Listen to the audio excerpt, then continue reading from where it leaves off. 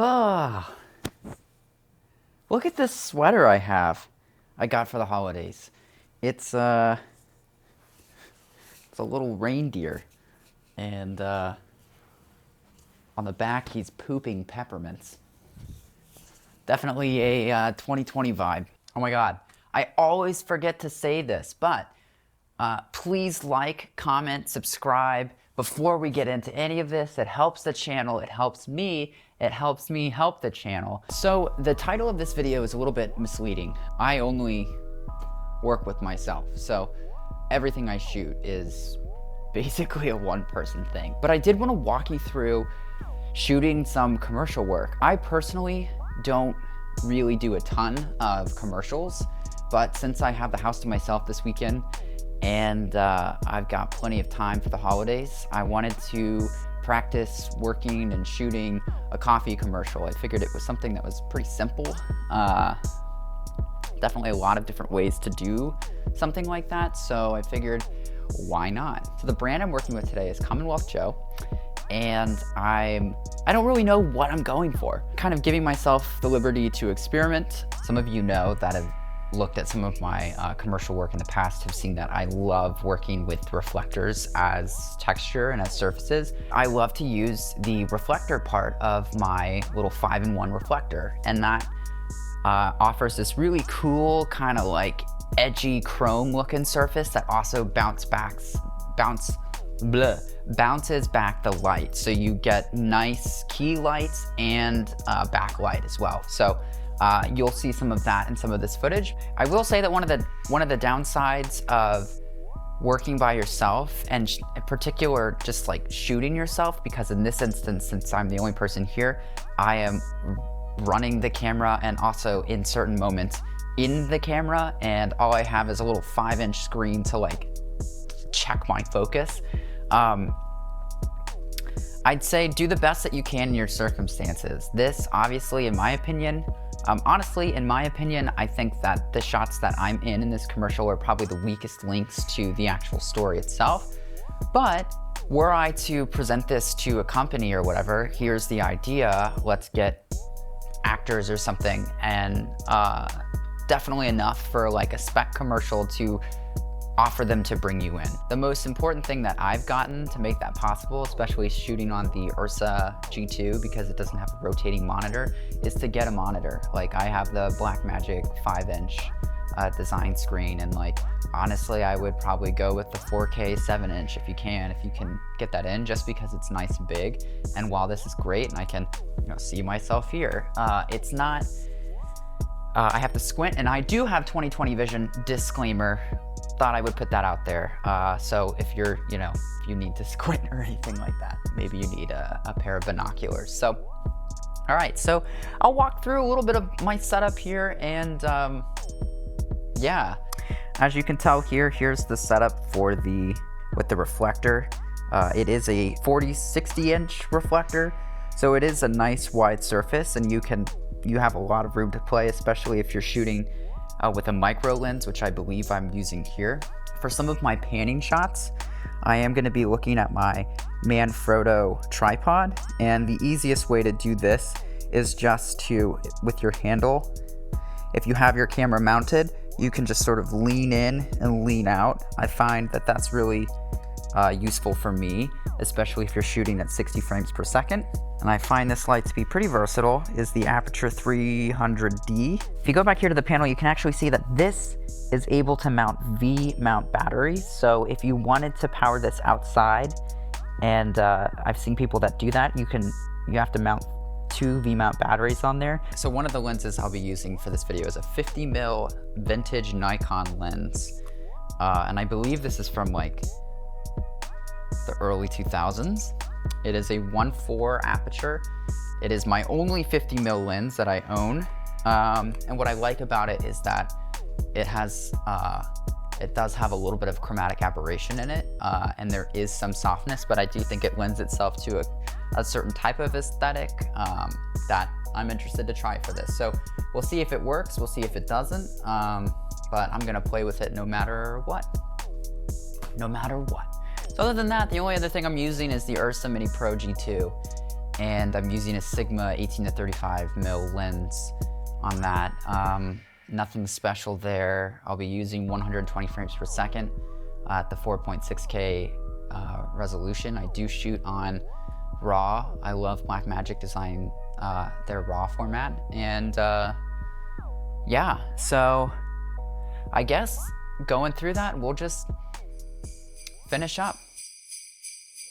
Oh, it's Christmas time. I feel sad, I can't help it. Got you on my mind.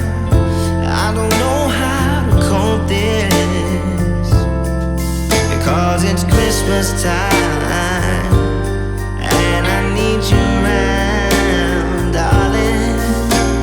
You keep me up all night. I try to figure this out, 'cause you left something for me under the Christmas tree. So baby, come home tonight and let me hold you real tight, 'cause it's Christmas time.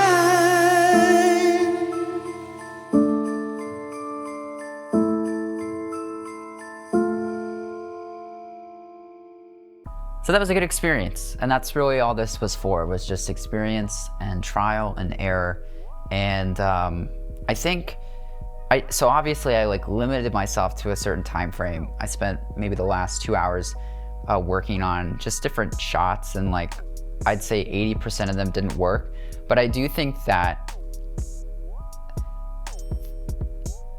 probably the most important thing is like, you can't see if something doesn't work unless you try it. So you have to try it first. And sometimes just like saying, okay, fuck it, I'm gonna do that is hard enough. I think like the other thing about working by yourself, and I always find this when I'm doing these little product things, is like you have to, there's so much you have to set up. And like sometimes that setup, you set up, it takes you 15-20 minutes just to get one shot. And I'm sure when you're working on a set in a movie or anything like that, you know, time is what it takes as well, per scene, per shot. But like,